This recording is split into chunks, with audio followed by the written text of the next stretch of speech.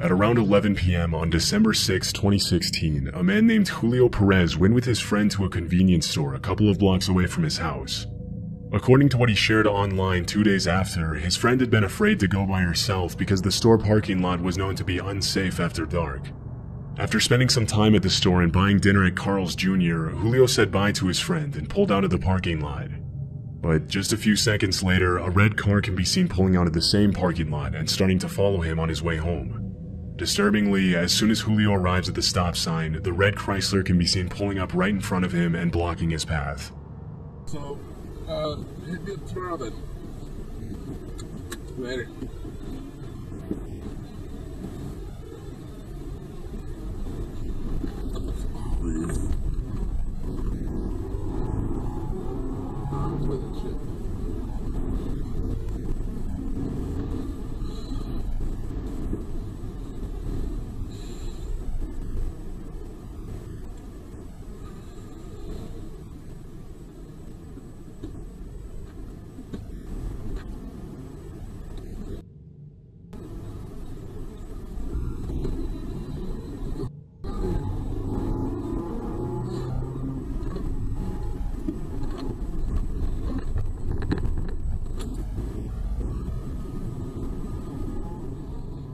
Given the circumstances, Julio reacted much quicker than most people would.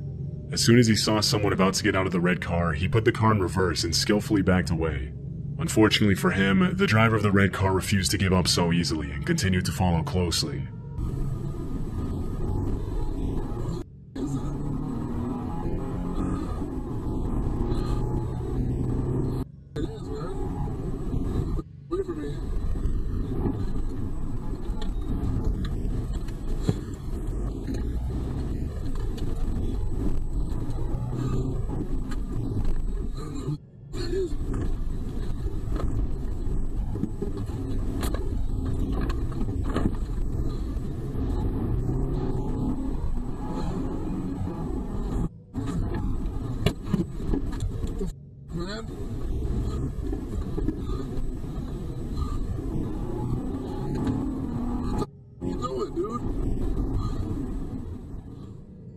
At one point during the chase, the attackers throw an unidentified object at Julio's car in an effort to get him to stop.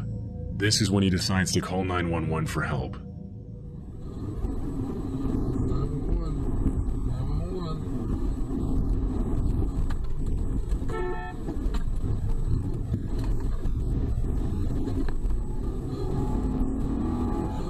Hey, man. Hey, there's a car following me. He's throwing at me.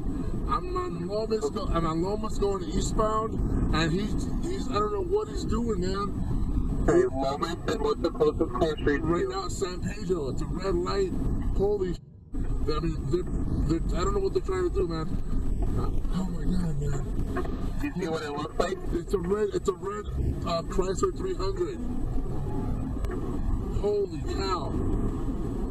Are they still throwing things? They're just right behind me. I don't know what they're doing, man. Although the 911 operator was probably dispatching units as they spoke, it would have probably taken the officers at least a few minutes to arrive, which would have been extremely dangerous for Julio.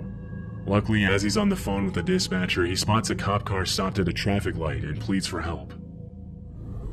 They're right behind me. I don't know what the hell is going on. Oh, there's a cop right next to me.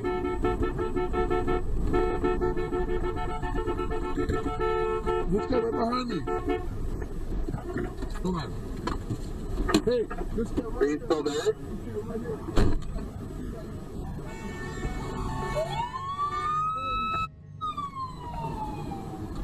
Holy. The cops are going Is the officer there with you? No, he just went on a high-speed car chase. Holy cow.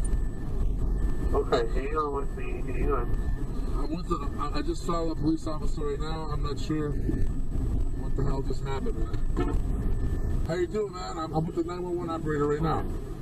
Listen, I don't know what happened. I pulled out. I was gonna go get some food right there on Central, and then all of a sudden this car just pulled up right in front of me. I thought they were gonna carjack me or something, man. and they started to get out. I put it in reverse, and I just got the hell up out of there and went down towards San Pedro Central. Did you get a plate number? I wasn't able to get it. Man, I was... That's okay, that's fine. Like I got it on camera though, bro. Do you have it on camera? Yeah. Unfortunately, the suspect managed to get away from the officer during the high-speed chase, and it was never confirmed what his intentions were that night. But judging by his behavior, it's more than likely that this was an attempted carjacking. Had the officer not been at the right place at the right time, Julio would have had to stop at the red light alone, where he would have been at the mercy of the attacker. Because neither the cop nor Julio could get the red Chrysler's license plate, the Albuquerque Police Department couldn't pursue the matter any further, meaning that the suspect probably continued preying on other victims on the road. This clip was captured in Chile on February 26, 2022, and later uploaded to Reddit. In the footage that was captured by the driver's dashcam, the white car in front can be seen braking more than is necessary and moving a little suspiciously down the road that leads up to a tunnel. The driver with the dashcam keeps his distance as the white car comes to a complete stop, and this is where things get interesting.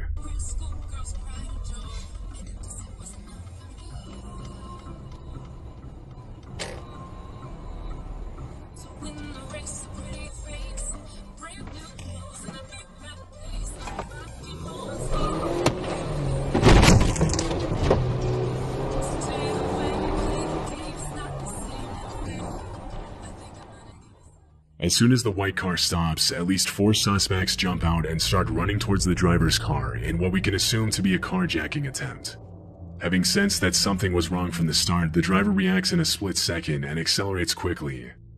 The attackers have just enough time to move out of the way as the driver rams into the white car and takes off the door as he speeds away. One thing that caught many viewers' attention is the fact that the man remained incredibly calm throughout the attempted carjacking. His awareness of the situation and quick thinking ultimately kept him out of harm's way, and based on his behavior, it's very likely that this isn't the first time something like this happened to him. This seems to be echoed by the description that was uploaded to Reddit by the user who posted the video. The caption read, "To give more context, this happened in Chile. I wasn't driving, but I often use that road.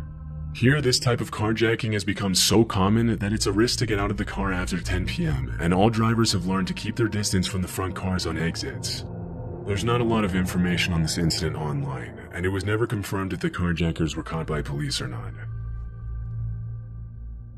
In August, on the evening of Sunday, April 14, 2019, a power line came down at the intersection of Route 70 and Colonial Drive in Manchester County, New Jersey, in the middle of a thunderstorm. The wire ended up falling and getting stuck on a traffic light, and in the early morning hours of Monday, April 15th, an employee with Jersey Central Power and Light went to untangle the wires. Sergeant Hemhauser from the Manchester Township Police Department was parked at the intersection, thanks to which the incident was captured on the dashcam of his patrol car.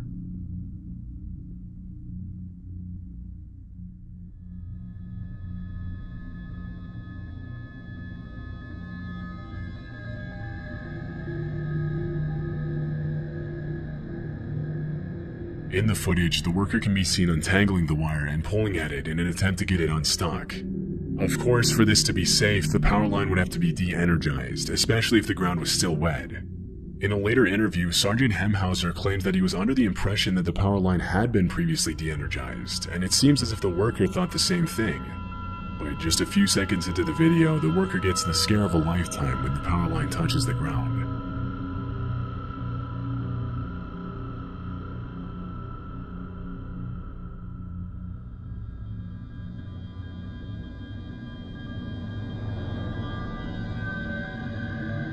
As soon as the wire makes contact with the wet road, it bursts into flames. The worker can be seen immediately dropping the wire and leaping back in surprise, obviously not expecting the power line to be live. After the initial shock, the utility worker takes off running and makes his way to safety. According to Sergeant Hemhauser, the flames were so hot that they burned holes in the asphalt on the street. After the incident was reported, Jersey Central Power and Light immediately launched an investigation to determine why the power line was even live in the first place if a utility worker had been given the green light to fix it. Although the exact cause of the incident was never publicly revealed, no further incidents have been reported in the area. In 2018, Lauren and Brian Swenson were in the process of opening a CrossFit gym in Nairobi, Kenya with 2 local trainers. One day, the Utah couple were on their way to do some filming with their trainers to promote their gym when they suddenly came across a traffic jam on the main road. Soon after taking a detour on a dirt road, the Swensons and the trainers passed two officers on foot with weapons who gestured for the couple to give them a ride. For reasons they didn't disclose, they chose not to pick up the officers and continued driving until they came across a white public transport vehicle stopped in the middle of the road. Although the couple didn't notice at the time, the driver of the white van tried to warn them with his headlights, but they missed the signal, and this is where things get disturbing. Yeah. Drive forward, cross it. Just drive forward. Drive forward. Hey!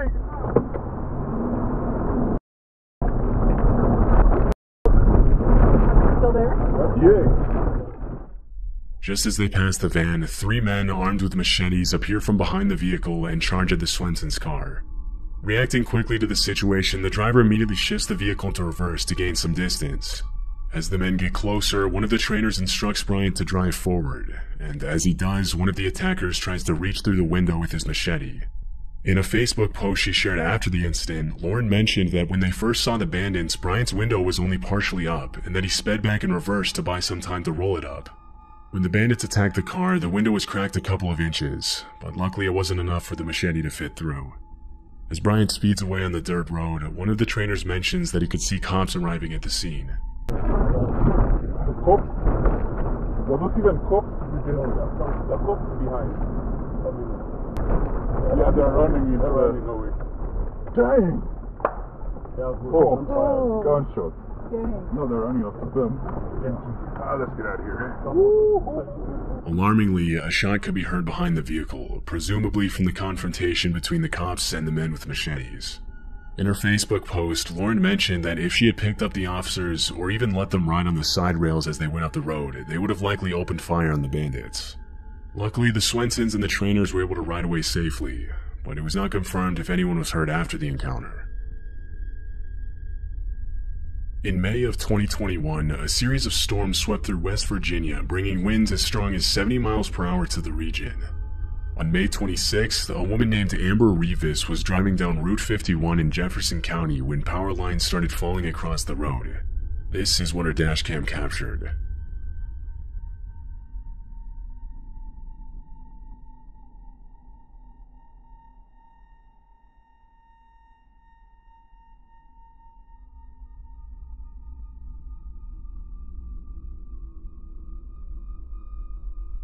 With a swift maneuver, Amber manages to swerve off the road just in time to avoid the impact of the power lines. She later uploaded the video to Facebook and thanked the people who stopped to help her. These situations are incredibly dangerous for more than one reason. In addition to the threat of being crushed under the weight of the falling power line, electrocution is also a significant risk. If a live power line makes direct contact with a car or even comes close to it, the driver can be fatally electrocuted. The power line could also potentially ignite the car's fuel, leading to a fire or explosion. Luckily, the wires didn't come close enough to Amber's car to do any damage, and she was able to drive away unharmed. This dashcam footage was captured on March 1st, 2013 in Bashkira, a republic of Russia that sits between Volga and the Ural Mountains in Eastern Europe. In the video, a tornado can be seen quickly approaching the vehicle and the adjacent house. What follows is a shocking display of the sheer force of nature as the 130-mile-per-hour winds wreak havoc on the house and its surroundings.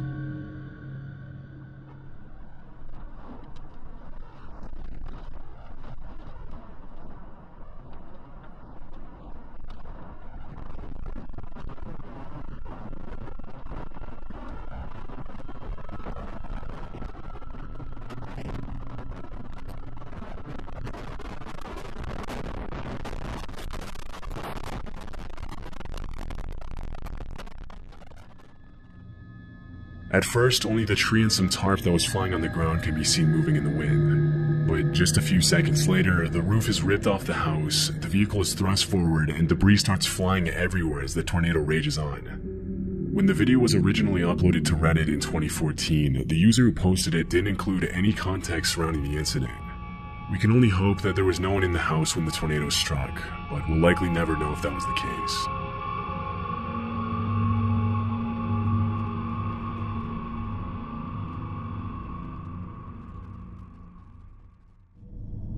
This footage was captured on a random road on the outskirts of Warsaw, Poland on March 30th, 2014. Inside the vehicle is a man and his daughter. The road is pretty poorly lit, and even with headlights on, the driver probably can't see more than 20 or 30 feet in front of him. A few seconds into the video, a car traveling in the opposite direction flashes its headlights at the driver in what appears to be a warning. Unfortunately, the driver doesn't have enough time to react, and this is where things take a pretty dark turn.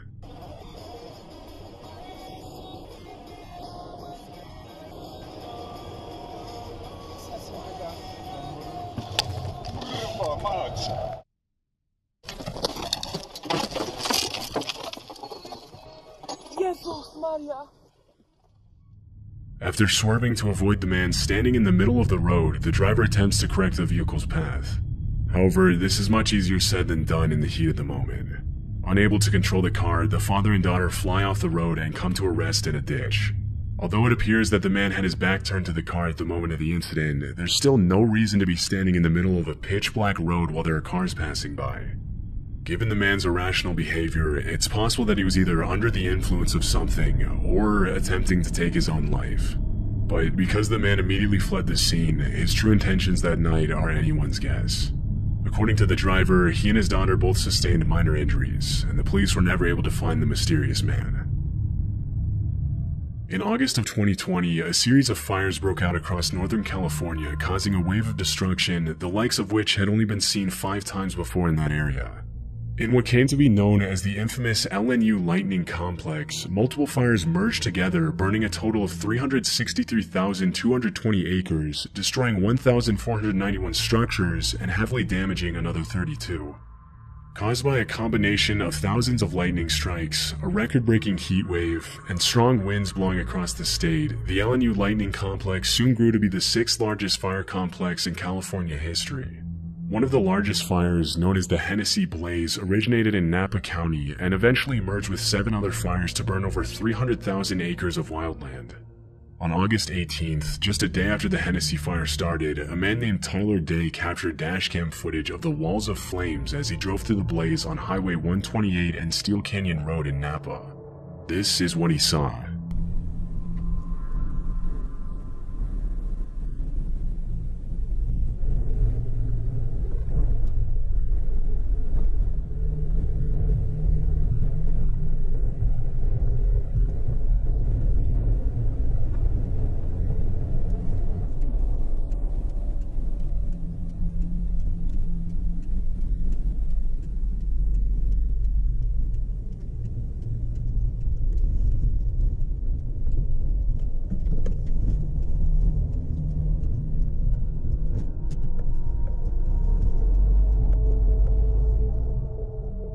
In what looks like a scene from an apocalyptic movie, Tyler drives through the raging fire to safety, capturing this terrifying footage of the burning forest along the way.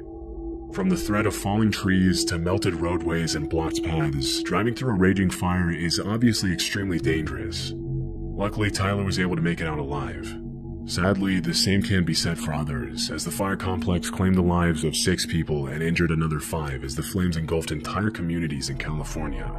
At the time of the recording, the Hennessy fire was 0% contained, and it wasn't until October 2nd of that year that the California Department of Forestry and Fire Protection announced that the entire complex had been extinguished.